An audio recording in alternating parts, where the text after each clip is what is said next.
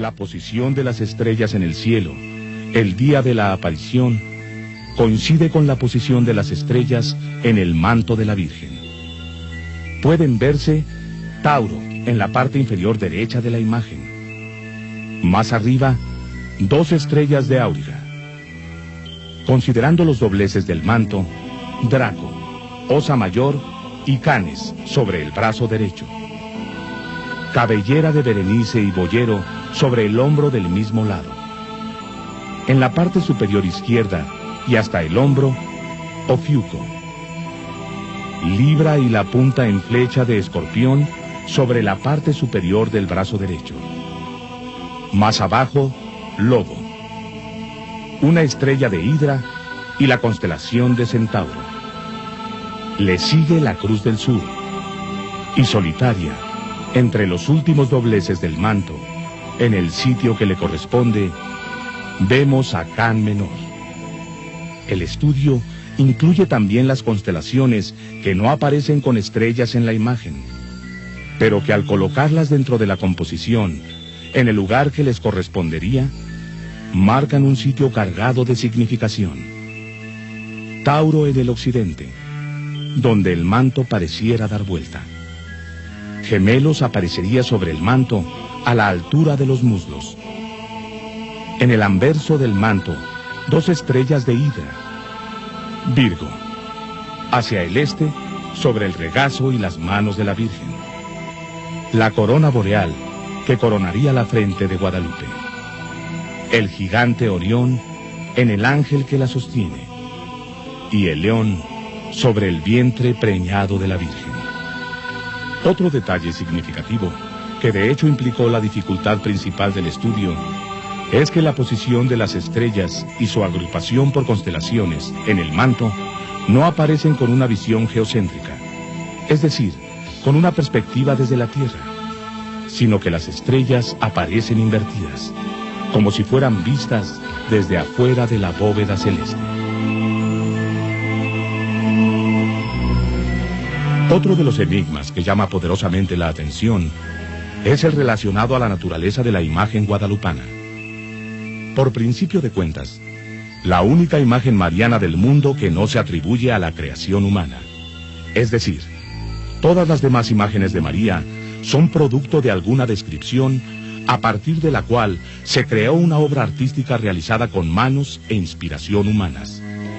En cambio, a la imagen guadalupana se le atribuye un origen divino.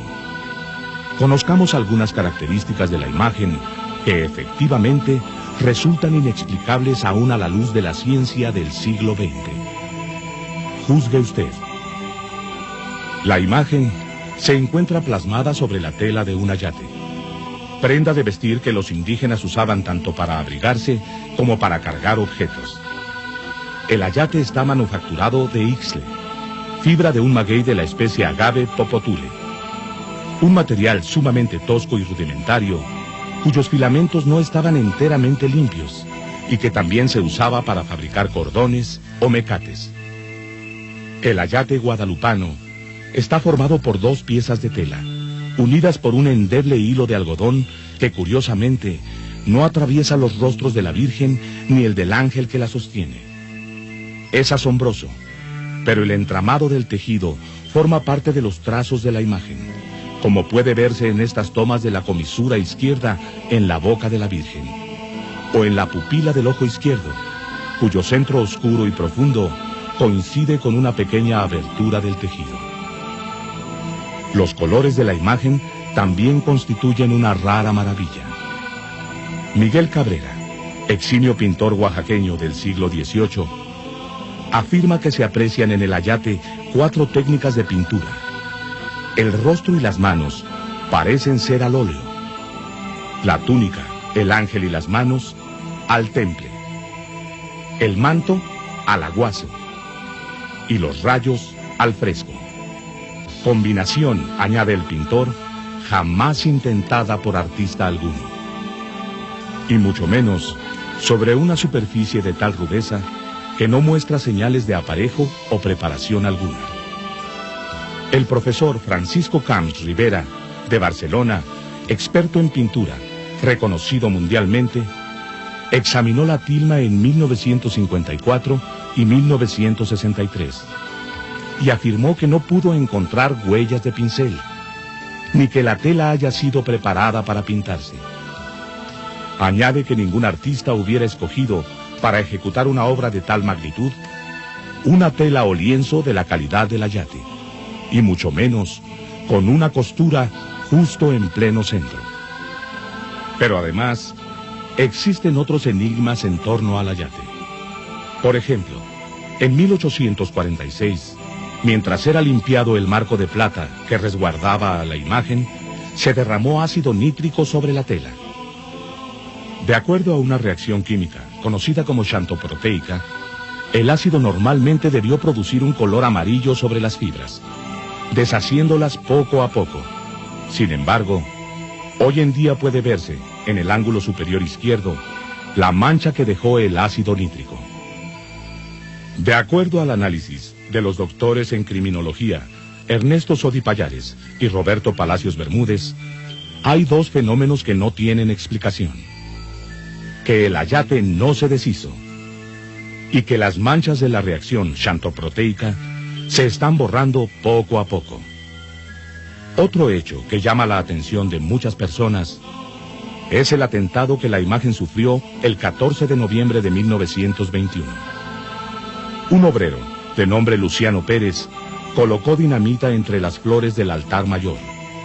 La explosión destruyó las gradas de mármol, los candeleros, todos los floreros, los vidrios de la mayor parte de las casas que rodeaban a la basílica, e incluso provocó que se doblara un Cristo de latón que estaba junto a la Virgen. Por razones inexplicables, no se quebró el cristal de la imagen. El ayate permaneció intacto. La forma como se ha conservado la imagen original también llama poderosamente la atención. Durante 116 años, el ayate, cuyas fibras vegetales son biodegradables, estuvo sin la protección de un cristal, expuesta a las emanaciones de velas, cirios, veladoras y más de 70 lámparas que ardían frente a ella. Al arder, la cera emite hidrocarburos e ionizaciones de efectos devastadores para cualquier pintura. Una sola vela emite 600 microwatts de luz ultravioleta. Si multiplicamos este número por la cantidad de velas que han iluminado a la Virgen durante 460 años, sin un cristal que filtre o disminuya la radiación ultravioleta, es difícil comprender cómo la imagen ha podido sobrevivir. El exceso de estos rayos rápidamente deja sin color a la mayoría de los pigmentos, orgánicos o inorgánicos, y en especial a los tonos azules. La imagen además estuvo expuesta al salitre de los lagos que circundaban al cerro del Tepeyac. Salitre que, como sabemos, destruye telas, paredes, pisos y pinturas de edificios. Asimismo, estuvo expuesta al frotamiento de un sinnúmero de estampas, lienzos, láminas, medallas, rosarios, muletas, bastones, escapularios y manos que tocaban a la Virgen. Aun si estuviera hecha de bronce, la imagen ya se podría encontrar borrada, rota o asolada. ¿Cómo es que no recibió lesión alguna durante todo ese tiempo? Inexplicable.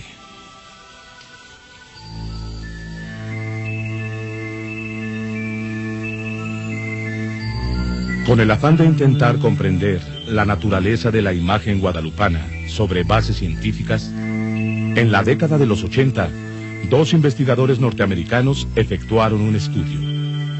Ellos son Jody B. Smith, profesor de Filosofía de la Ciencia y la Estética, con maestría en arte por la Universidad de Miami y colaborador de la NASA en el análisis de la sábana de Turín. El otro es Philip Callahan, biofísico de la Universidad de Florida y también colaborador de la NASA, solo que en su caso para el estudio de insectos enviados a la Luna. El trabajo de estos investigadores consistió en la toma de fotografías en infrarrojo a 8 centímetros de la imagen de la Virgen, técnica que se emplea en los estudios críticos de las pinturas antiguas, aunque no tiene la seguridad resolutiva de las pruebas químicas hechas en laboratorio. El principio de la fotografía infrarroja es similar al de la fotografía convencional, solo que con las ondas infrarrojas de mayor longitud, los materiales o pigmentos responden de diferente manera.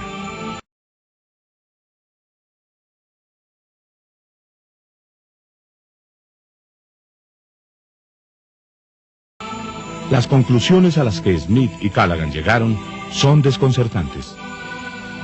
Por un lado, afirman que los principales elementos de la figura central, esto es, la túnica rosa, el manto azul, las manos y el rostro, son inexplicables. Dicen que a través de la técnica de fotografía infrarroja, no hay manera de explicar el tipo de los pigmentos ni la brillantez de los colores tras 4 siglos y medio. No hay trazos ni preparación subyacentes, ni barniz aplicado sobre la pintura. Y que la misma trama de la tela es aprovechada para dar profundidad a la imagen. No existe decoloración ni agrietamiento de la figura guadalupana en ninguna parte del ayate, el cual, por carecer de empaste, debió deteriorarse hace cientos de años. De acuerdo a los norteamericanos, con la técnica infrarroja, no hay explicación posible de la imagen. De esta forma, según Smith y Callaghan, la parte inexplicable de la imagen es lo que se aprecia en estos momentos. Simplemente la imagen de María, tal como se veía ante los hebreos y judíos, sin los elementos que dan sentido a las apariciones, sin responder al momento histórico y espiritual en el que surgió la imagen. Aunque los norteamericanos reconocen y subrayan la inexplicable naturaleza de la imagen de la Virgen, por un lado, la fotografía infrarroja, aun con su importancia científica, es una prueba basada en interpretación visual, que no tiene la capacidad absoluta de determinar la composición química de los pigmentos. No al menos con la resolución de un análisis químico, de laboratorio, como el realizado por el Premio Nobel de Química en 1938, Richard Kuhn. Este científico alemán efectuó un análisis químico de los colorantes de 2 fibras del ayate, una roja y una amarilla. Su dictamen fue que en las fibras analizadas no existen colorantes de origen vegetal, animal o mineral. La imagen guadalupana está plasmada bajo los principios de lo que en pintura se conoce como composición dorada o proporción áurea. En las principales culturas antiguas, asirio-babilónica, egipcia y griega, el ideal de la armonía y equilibrio se expresó con este principio estético, que se encuentra en las obras de casi todos los grandes artistas: Da Vinci, Miguel Ángel, Donatello y Vitruvio, entre muchos otros. La proporción dorada se define como la correspondencia armónica y exacta entre las partes con el todo. Igualdad de 2 razones geométricas. Relación de magnitudes, espacios o volúmenes, girando en torno a una recta dividida a su vez por una línea áurea. Se le conoce como la más bella entre todas las proporciones generadoras de analogía. Número divino, que coordina la estructura, la forma y el ritmo en dimensiones algebraicas, trazando líneas de fuga, ángulos dorados, diagonales y segmentos de estética proporción. Una forma de composición que en la naturaleza se encuentra en las galaxias, los vegetales y el desarrollo celular. Puede advertirse que desde lo cósmico hasta lo pictórico, todo cumple una función específica en la imagen de Guadalupe. Una obra perfecta en todos los sentidos, en su significado, en su magnitud espiritual y material, en sus efectos. Guadalupe es un suceso que rebasa por mucho la capacidad humana del siglo XVI, tanto del mundo indígena como de Europa. Un enigma inagotable que aún hoy nos sigue asombrando.